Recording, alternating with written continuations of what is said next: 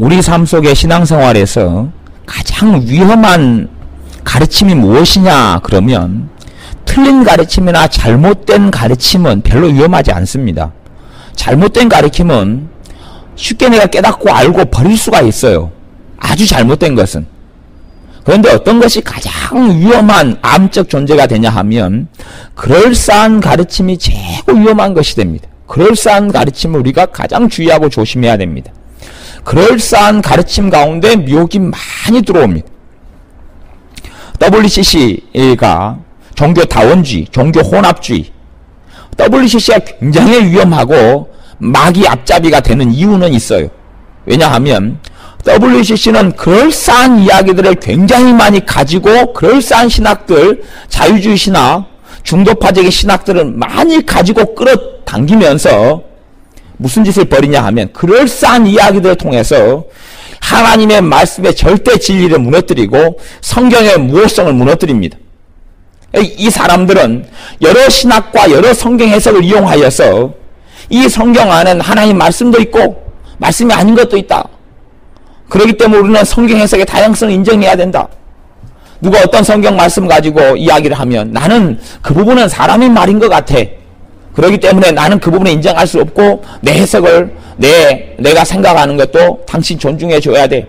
그게 자유주의 신학이고 이 WCC에 가입해 있는 것이 우리나라는 한 3개 교단 이상이 되는데 통합측, 장로교 통합측, 감리교, 기장, NCCK도 그 흐름 속에 따르는데 그건 굉장히 많은 교단이 가입되어 있고 사실은 그 WCC의 끔찍한 점은 하나님의 말씀의 무효성을 무시한다는 것이 이것이 문제가 되지만 실제로 또한 신자의 삶 속에 문제가 되는 것 신앙서적이나 가르침 가운데 그럴싸한 이야기가 문제가 되는 것이 아까의 이야기처럼 그 하나님과 친밀함 이것을 굉장히 중요한 내용으로 가져가는 책들은 하나님과 함께 시간 보내는 시간이 너무 중요하다. 하나님과 친밀함이 최고의 우선이다.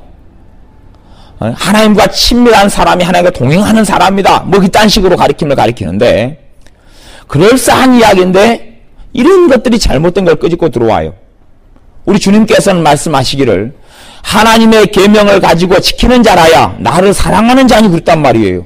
하나님의 말씀을 지키고 순종하는 그 삶 속에 하나님과의 사랑이 연결어가고 성령의 역사가 있고 사랑의 교제가 있다는 이야기인데 하나님의 말씀을 지키는 것 그건 행위다.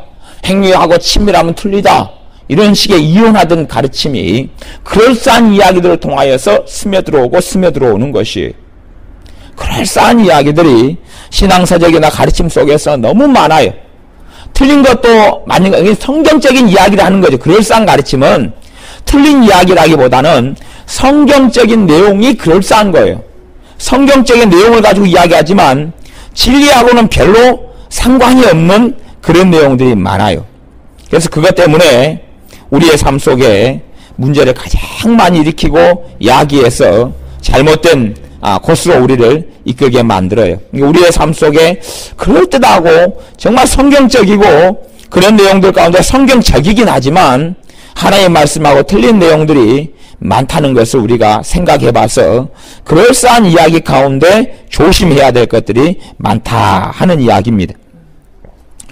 제가 이 부분을 다시 읽어주면 우리가 주님의 음성을 듣는 목적이 단지 해답 자체가 되어서는 안 된다. 진정한 목적은 하나님 자신이 되어야 한다. 듣는 기도의 진정한 목적이 하나님 자신이 되어야 한다. 그러는 거예요.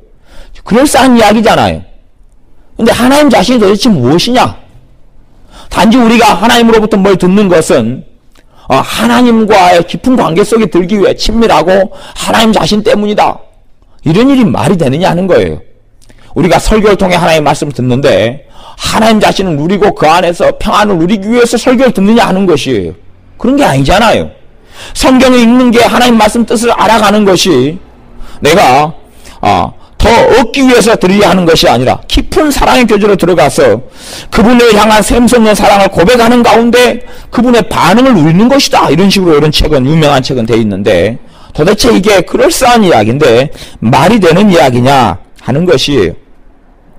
이런 것들이 그럴싸한 이야기인데 가장 문제가 되는 것들이 많습니다. 이 책의 내용에서는 또 그럴싸한 이야기가 그런 게 있어요.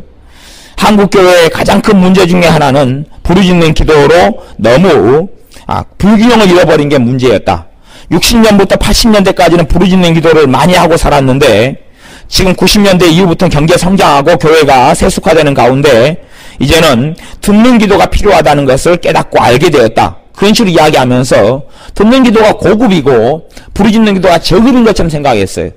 하지만 60년대 80년대에 부르짖는 기도가 살아있었기 때문에 성령이 임하심이 있었고 성령 세례가 있었고 회개가 터졌고 그래서 교회가 부흥이 있었어요. 하나님께 밤낮 부르짖는 그 영혼들이 지금 사라져버렸기 때문에 문제가 생긴 건데 부르짖는 기도에 너무 치중하고 불균형적이어서 문제가 있다 이런 식으로 설명을 하는 것이 그럴싸한 이야기인데 문제가 있는 것이죠.